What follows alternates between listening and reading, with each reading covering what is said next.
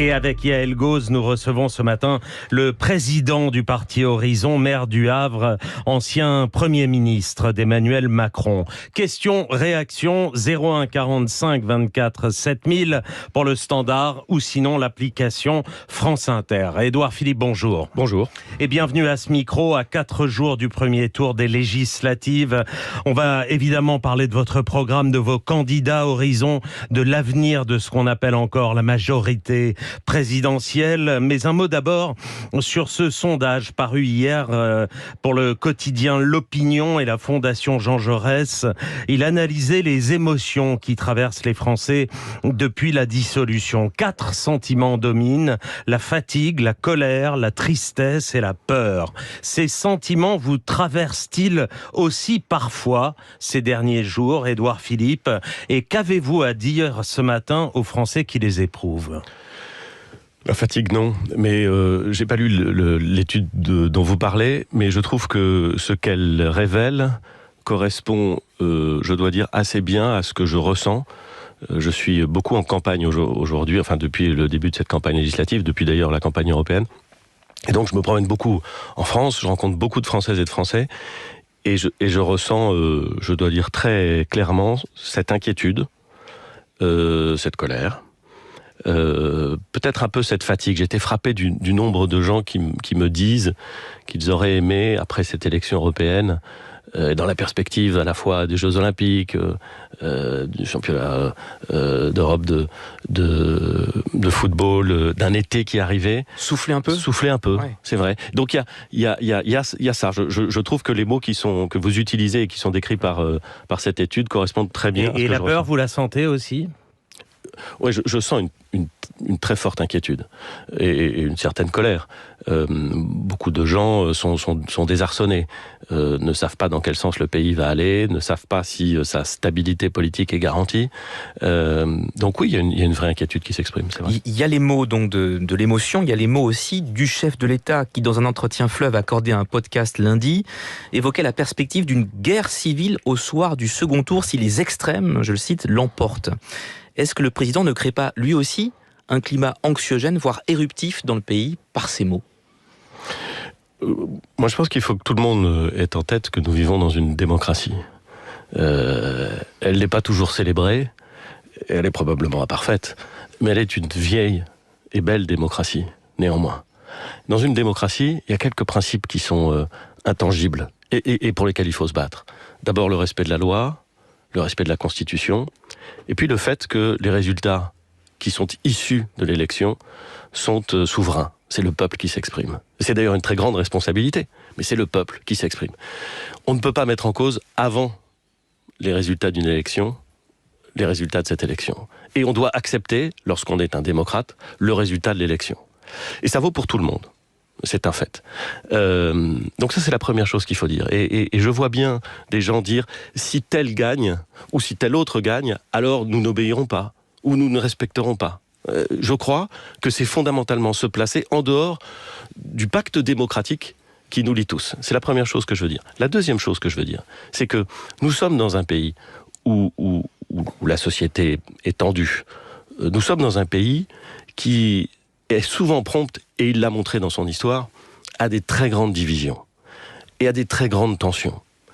Et ça n'est pas parce que ça a existé qu'il faut dire que ça n'est pas grave. C'est un fait. Et je pense que les responsables politiques, quel que soit leur choix, quelles que soient leurs orientations, quelles que soient leurs convictions, même d'une certaine façon, doivent d'abord et avant tout rappeler et appeler aux valeurs du rassemblement. C'est très facile d'exister en clivant. C'est très facile d'exister en parlant à une petite section de la société, à une petite section du peuple, en disant « nous avons raison, ils ont tort, nous sommes dans le vrai, ils sont dans le faux ». C'est assez facile. Le président n'aurait donc pas dû dire ça. C'est pas du tout ce que je suis en train de dire. Vous voyez bien que quand je parle de cela, je ne parle pas du président de la République. Mais je voudrais dire que, et c'est ce que j'essaie de faire, comme maire du Havre et comme responsable politique, je pense que nous devons en permanence veiller au rassemblement, veiller à l'ouverture. Si dans cette campagne, j'appelle à une nouvelle majorité parlementaire, constituée par des forces politiques qui ne sont pas simplement celles qui existaient dans feu la majorité présidentielle, c'est bien dans cette optique, d'essayer de construire avec des bases politiques plus larges un mouvement qui permette à la France d'avancer. C'est ce que j'essaie de faire au Havre, et ça me paraît indispensable. Et je pense qu'il est utile, dans ce moment de très grande inquiétude, de très grande tension, et peut-être même aussi de colère, que des voix s'expriment en rappelant les fondements de la démocratie et en expliquant que nous avons besoin de travailler ensemble. Avez-vous des électeurs RN autour de vous, Édouard Philippe, parmi vos proches, des amis, de la famille? J'ai mécaniquement des électeurs RN. Je parle de vos proches, hein. Je ne crois pas... Oui, la réponse est oui. Vous leur dites quoi? D'abord, pardon, mais je ne crois pas qu'un électeur RN soit un électeur RN pour toutes les élections, pour toute la vie, dans toutes les circonstances. J'ai rencontré plein d'électeurs RN dans cette campagne. J'ai fait une réunion dans un café à Suisse. Je peux vous dire que le Rassemblement national aux dernières élections européennes a fait un score élevé. Suisse, c'est dans la Marne. J'ai discuté avec des gens qui avaient voté pour le Rassemblement national. D'abord, un mot pour vous dire que cette discussion a été possible. Ça a été une discussion calme, une discussion claire, je dois dire. Vous les avez fait changer d'avis? Je ne sais pas. Mais en tout cas, je leur ai dit ce que je croyais, ils m'ont dit ce qu'ils croyaient, et nous avons eu un débat démocratique. Et je pense que c'est très heureux de dire que l'on peut avoir, et que l'on doit avoir un débat démocratique. D'ailleurs, pardon, mais ça sert à ça une campagne électorale. Donc, oui, bien sûr, je connais, oui, bien sûr, j'ai dans mon entourage des gens qui votent Rassemblement national, et j'essaie de leur dire les risques qui s'attachent à une domination du Rassemblement national sur l'Assemblée et sur le pays demain. Pourquoi je ne suis pas d'accord avec un certain nombre des propositions qui sont formulées? Je n'en vois pas d'anathème, mais je fais part de désaccords qui sont extrêmement profonds, extrêmement fermes. Le pays est divisé, vous l'avez dit, fracturé, il y a de la fatigue, de la peur. Vous avez été Premier ministre d'Emmanuel Macron, membre de cette majorité présidentielle depuis des années. Quelle responsabilité avez-vous, vous, Édouard Philippe, dans la situation actuelle de la France? Une part. Laquelle? J'ai du mal à la quantifier, mais une part. Non, on ne demande pas des pourcents, mais une description. J'ai une part de responsabilité. J'ai été maire d'une grande ville depuis 2010, Premier ministre pendant 3 ans, député dans l'opposition de 2012 à 2017. Je me suis exprimé, j'ai fait des choses, j'ai tenté des choses, j'ai réussi des choses, j'ai raté des choses. J'ai une part de responsabilité, comme tous les responsables politiques. Et permettez-moi de dire, pas seulement les responsables politiques. Comme tous nos concitoyens et nos concitoyens ont une part de responsabilité, c'est ça une démocratie. J'en ai une part peut-être un peu plus grande parce que effectivement j'ai eu l'honneur d'exercer des responsabilités importantes à Matignon. Est-ce que ça veut dire qu'il faut jeter le bébé avec l'eau du bain? Je voudrais dire que, alors même que j'ai conscience, et que je le dis très clairement, de ne pas avoir tout réussi, de ne pas avoir tout bien fait, je voudrais dire quand même que dans les 3 années où j'ai été Premier ministre, le déficit en France a baissé. Je voudrais dire que pendant ces 3 années, le chômage a baissé, et a baissé massivement. Je fais partie d'une génération qui est venue à la réflexion publique. J'étais tout petit, j'avais 11-12 ans au début des années 80. Bon, à partir du début des années 80, la problématique systématique dont on parle dans le débat public, c'est le chômage. Le chômage de masse, le chômage qu'on n'arrive pas à faire baisser. Ben, je constate que dans ces 3 années que j'ai passées à Matignon, et ensuite, le chômage, il a effectivement baissé. L'apprentissage a effectivement augmenté. Les investissements en France ont effectivement augmenté. On a créé plus d'emplois industriels qu'on en a détruit, et c'était la première fois depuis très longtemps. Donc je ne dis pas que tout va bien.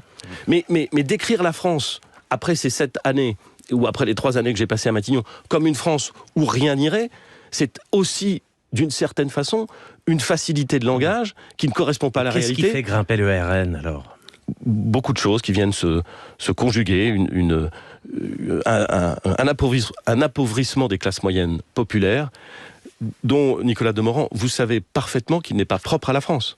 Ce déclassement, cet appauvrissement relatif et parfois absolu des classes moyennes populaires, c'est-à-dire de Françaises et de Français qui travaillent, c'est un phénomène qui est très net en France, qui est plutôt moins net en France d'ailleurs que dans d'autres pays, mais qui affecte tous les pays d'Europe occidentale et qui crée partout en Europe occidentale, une colère, un déclassement et une envie de renverser la table politique qui s'est exprimée en Italie, qui s'est exprimée au Royaume-Uni et qui continue à s'exprimer en Allemagne. Donc le phénomène, il n'est pas spécifique à la France. Ça ne veut pas dire qu'il n'y a pas des causes françaises, mais il n'est pas spécifique. Le déclassement, la difficulté que nous avons à répondre à des interrogations et à des problèmes que vivent les Français, en matière de sécurité, en matière d'accès aux services publics, en matière d'éloignement des centres de décision, puisqu'on a l'impression qu'on n'a plus prise sur le monde. Tout ça, c'est vrai, tout ça, ça existe. Et tout ça, il faut bien le reconnaître, nous n'avons pas réussi à apporter des réponses suffisantes. Mais ça ne veut pas dire... Et après tout, on a le droit d'avoir un discours nuancé. Si on ne peut pas avoir un discours nuancé à cette antenne, on pourra l'avoir nulle part. Bon, on a le droit aussi de dire que dans ces dernières années, il y a des choses qui ont été faites et qui permettent d'aller dans le bon sens. Voilà. On en revient à la campagne. La nuance est minoritaire, hein.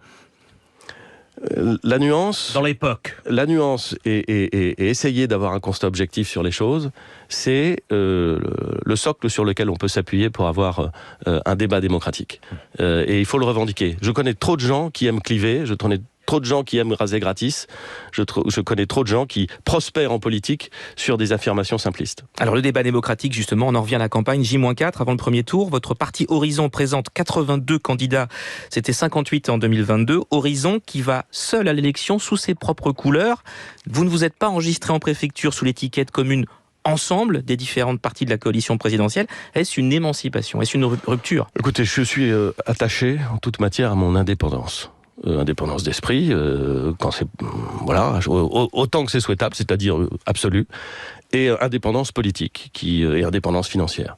J'y suis extrêmement attaché, et il se trouve que le parti que j'ai créé, Horizon, créé en 2021, a grandi. On a aujourd'hui près de 27 000, un peu plus de 27 000 adhérents à jour de cotisation. On a beaucoup d'élus locaux qui nous ont rejoints, et nous avons considéré que nous pouvions assumer cette indépendance. Mais je voudrais vous dire que l'indépendance, ça ne veut pas dire l'isolement. Ça ne veut pas dire un splendide isolement. L'indépendance, c'est au contraire la capacité qu'on a à choisir librement de travailler avec d'autres. Et vous aurez remarqué dans cette campagne que j'appelle de mes vœux une nouvelle majorité parlementaire. Avec un cordon coupé avec Emmanuel Macron ? C'est-à-dire un travail avec des forces politiques qui étaient à l'intérieur de la majorité présidentielle jusqu'à présent, et avec des forces politiques qui avaient choisi, et après tout c'est leur droit, de ne pas y être. Et donc, moi je veux travailler avec d'autres. Vous avez dit qu'Emmanuel Macron avait tué la majorité présidentielle. Le mot tuer, j'ai pris acte. Le mot est fort. Ça signifie quoi derrière ? J'ai pris acte de ce qu'il avait lui-même, en prononçant la dissolution de l'Assemblée nationale, mis un terme à la majorité parlementaire telle qu'elle était sortie des urnes en 2022. Ça n'est pas moi qui l'ai décidé, ça n'est pas vous. Mais le mot tuer veut dire qu'on sent un reproche, un regret derrière le mot tuer. C'est le président de la République qui l'a fait. J'en prends acte. Et je veux construire non pas la même chose, mais quelque chose qui soit plus large, plus stable et plus ouvert. Donc cette indépendance que je revendique, elle n'est pas un isolement, elle est au contraire le moyen, me semble-t-il, de travailler avec d'autres et de construire avec d'autres. Est-ce la fin du macronisme, Édouard Philippe ? Écoutez, je ne sais pas, si c'est la fin du macronisme. Ce que je sais, c'est que c'est une élection qui est absolument décisive. Je sais qu'en France, on aime à la fois tout ramener au président de la République et on aime déplorer que tout soit ramené au président de la République. Honnêtement, ces deux sentiments sont extrêmement puissants et je suis certain que si on prend une tranche de matinale de 3 heures, vous les entendrez tous les deux formuler à des moments. Ça fait partie des magnifiques contradictions françaises. Je me permets d'indiquer que l'élection législative que nous allons trancher le 30 juin et le 7 juillet n'est pas une élection présidentielle. Qu'Emmanuel Macron n'est pas candidat à l'élection législative et qu'il s'agit pour les Françaises et pour les Français souverainement de déterminer la majorité et donc le gouvernement et donc la direction dans laquelle la France s'engage dans les années qui viennent. Bon, là on prend la direction du Standard. Gilles, bonjour. Oui, bonjour. Gilles à Grenoble. Oui, Gilles à Grenoble, c'est ça. Voilà. Bonjour Monsieur le Premier ministre. Bonjour Monsieur Gosse. Bonjour Monsieur Demeuran. Bonjour. Voilà, je vous trouve, Monsieur le Premier ministre, un peu sévère avec le Président de la République. Après tout, vous lui devez d'avoir été Premier ministre sans avoir été très très connu, sauf au Havre. Certes, cette dissolution avant les JO n'est pas l'idéal, mais y a-t-il une date idéale ? Cette dissolution ne serait-elle pas arrivée dans quelques mois et nous serons dans la même situation difficile ? N'êtes-vous pas un peu dans la logique où on casse le thermomètre ? Personnellement, je préfère le comportement de Gabriel Attal qui se bat comme un lion. Et je reste optimiste, je n'exclus pas la constitution du plafond de verre contre le Rassemblement national. Je vous remercie. Merci à vous, Gilles, pour cette intervention. Édouard Philippe vous répond. Merci beaucoup. Écoutez, vous avez raison de dire qu'il faut se battre Et personnellement, je me bats très activement dans cette campagne électorale. Je fais des déplacements tous les jours, je vais soutenir des candidats, qui sont d'ailleurs pas simplement, monsieur, des candidats Horizon, qui sont des candidats qui s'inscrivent dans cette nouvelle majorité parlementaire que j'appelle de mes voeux. Parfois ce sont des candidats Modem, parfois ce sont des candidats Renaissance. Je le fais avec plaisir et avec combativité. Je suis pas exagérément dur avec le président de la République. Je dis ce que je pense. Je lui dois le respect parce qu'il est président de la République et j'ai le respect des institutions. J'ai été, je crois, d'une parfaite loyauté avec lui lorsque j'étais Premier ministre. Et c'est naturel, car quand on est Premier ministre, et quand on est Premier ministre choisi, disposant d'une majorité qui s'inscrit dans l'action du président, c'est comme ça qu'il faut être. Mais je ne peux pas renoncer à ma liberté de parole. Je ne peux pas ne pas constater que cette dissolution et la façon dont elle a été conduite ont mis un terme à ce qui était sorti des urnes en 2022. Et je ne crois pas qu'il faille essayer de recommencer la même chose. Je pense qu'il faut, avec ceux qui étaient dans la majorité présidentielle, mais dans une logique un peu nouvelle, plus ouverte, créer une nouvelle majorité parlementaire avec des forces politiques qui s'inscrivent dans ce grand bloc central que j'appelle de mes voeux. Et je ne suis pas sûr, contrairement à ce que vous disiez, que le Premier ministre actuel dise des choses qui soient si différentes. Justement, vous parliez de votre bloc nouveau à imaginer qui irait de la gauche mitterrandienne, vous dites, à la droite conservatrice. De la gauche social-démocrate. Social-démocrate. C'est-à-dire de cette gauche qui existe, qui électoralement aujourd'hui a du mal à exister, mais qui s'est exprimée autour notamment de Raphaël Glucksmann, c'est-à-dire d'une gauche pro-européenne.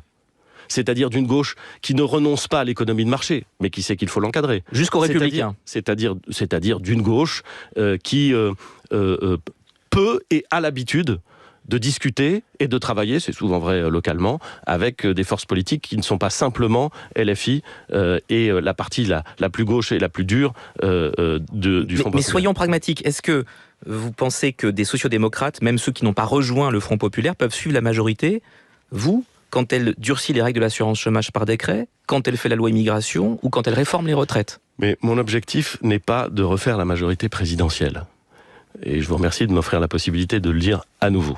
Mon objectif, ce que je souhaite, ce que je propose, ce pourquoi je me bats avant le premier tour pour avoir une chance de le faire après le second, c'est de tendre la main aux forces politiques qui ne sont pas dans la majorité présidentielle, qui ne veulent pas rentrer dans la majorité présidentielle, mais qui peuvent s'entendre pour faire le constat qu'un certain nombre de mesures prioritaires sont bonnes pour le pays, en matière d'éducation, en matière de défense, en matière de justice, dans beaucoup de domaines où nous pouvons faire avancer le pays.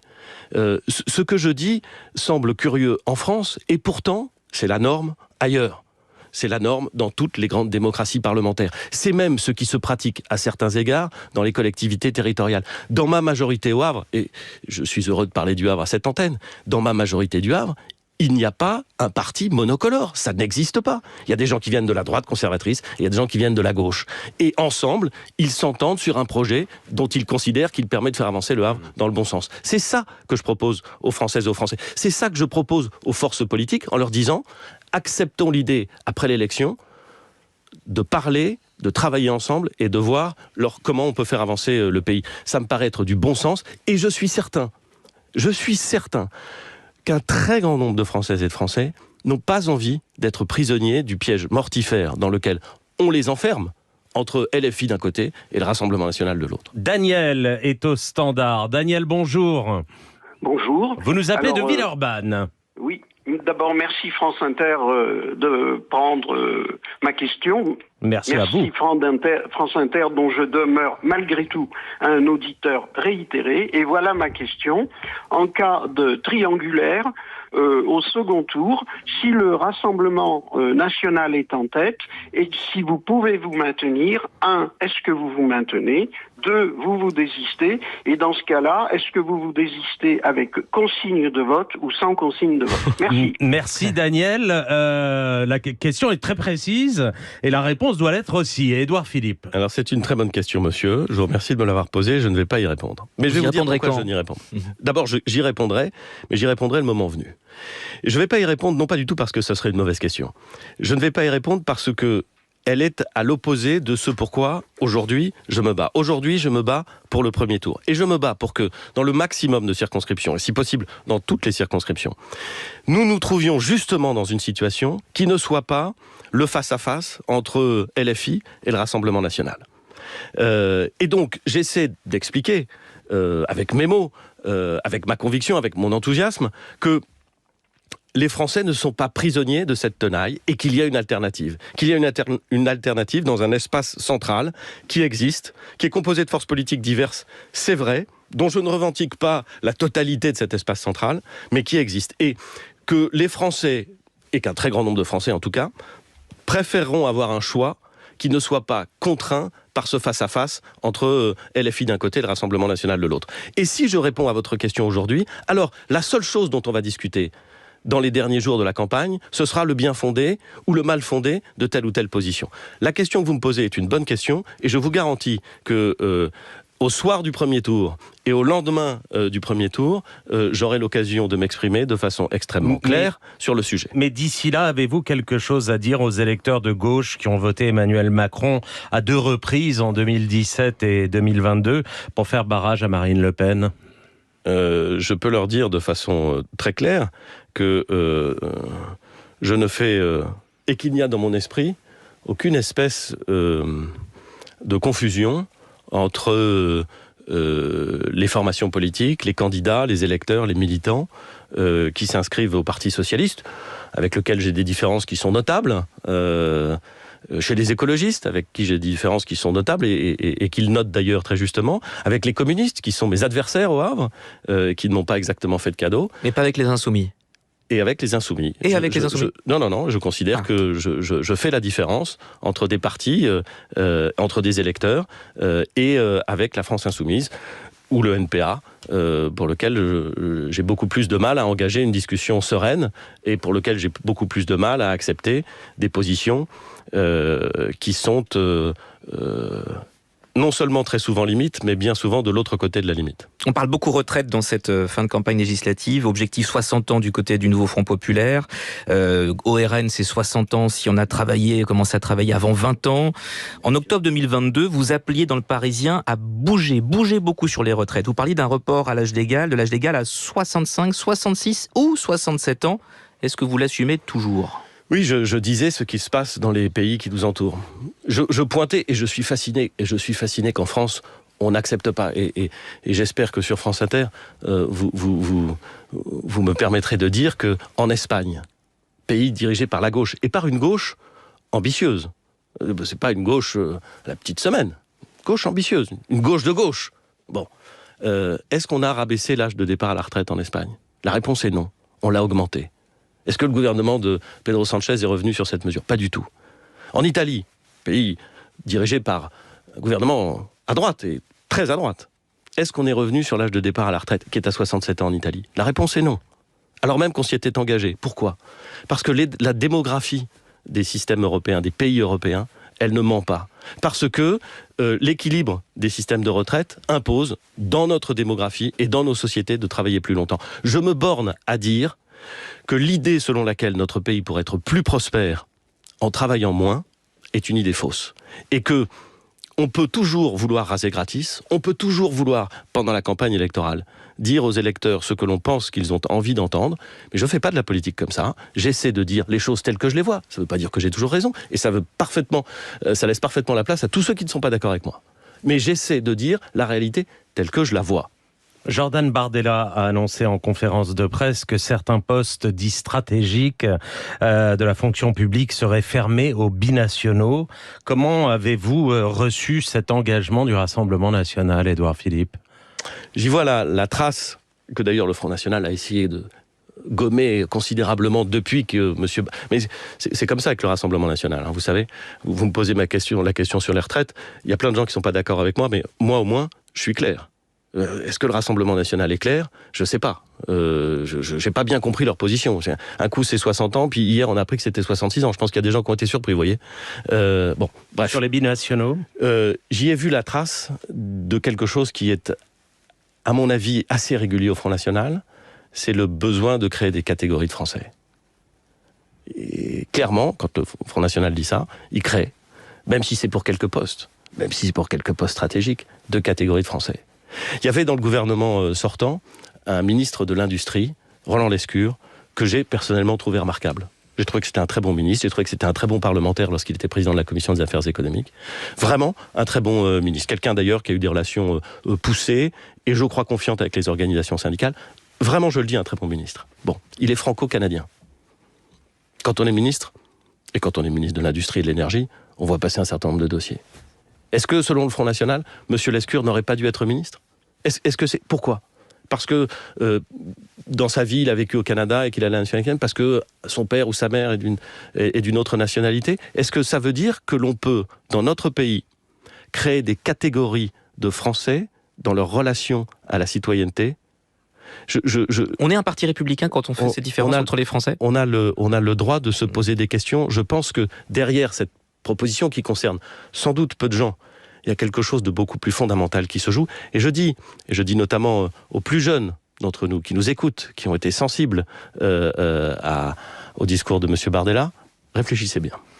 Merci Édouard Philippe d'avoir été au micro d'Inter ce matin. Merci.